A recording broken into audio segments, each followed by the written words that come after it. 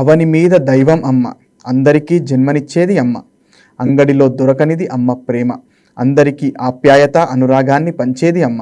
ప్రతి బిడ్డకు తొలి గురువు అమ్మ, తాను తినకున్నా బిడ్డ ఆకలి తీర్చేది అమ్మ. బిడ్డల తప్పటడుగులను సరిదిద్దేది అమ్మ, బుడిబుడి నడకల అడుగులను చూసి మురిసేది అమ్మ. దైవం అన్ని చోట్ల ఉండలేక ప్రతి ఇంట్లోనూ అమ్మను సృష్టించాడని చెబుతారు. అమ్మ ఈ 2 అక్షరాల్లో అమృతం దాగి ఉంది. అమ్మ అనే పదానికి ఎంతో మహత్యం ఉంది. అమ్మ మాటలకు అందనంత ప్రేమను చూపిస్తుంది. అమ్మ ప్రేమ ఈ ప్రపంచాన్నే మరిపించేలా చేస్తుంది. కడుపులో బిడ్డను 9 మాసాలు మోసి ఎన్నో ఇబ్బందులను ఎదుర్కొని తన రక్తాన్ని పంచి బిడ్డకు జన్మనిచ్చి తాను పునర్జన్మనెత్తుతుంది. తన ఒడిలో చేరిన బిడ్డను చూసి భరించలేక బాధనంతా మర్చిపోతుంది. చంటి బిడ్డకు జోలపాడుతూ బజ్జో పెడుతుంది. అమ్మ లాలిపాటను మించిన సంగీతం మరొకటి లేదు.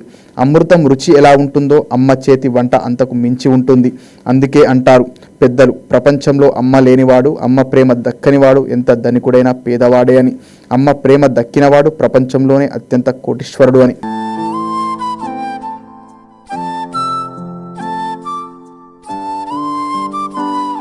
మన దేశంలో మాతృదేవోభవ అంటూ తల్లికే అగ్రతాంబూలమిస్తున్నాం.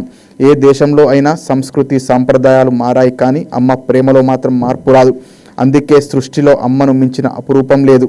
ఎవరికి ఏ కష్టం వచ్చినా మొదటగా తలుచుకునేది అమ్మ అనే.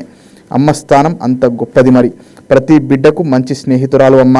మనుషుల్లోనే కాదు, పశువుల్లో కూడా తన బిడ్డకు బాధ కలిగిందనే విషయం ముందుగా తెలిసేది అమ్మకే. బిడ్డకు ఆకలేస్తుందన్న విషయం కూడా తెలిసేది ముందుగా అమ్మకే. బిడ్డకు ఒంట్లో నలతగా ఉంటే తల్లి తల్లడిల్లిపోతుంది. కళ్ళల్లో వత్తులేసుకొని కంటికి రెప్పగా కాచుకుంటుంది.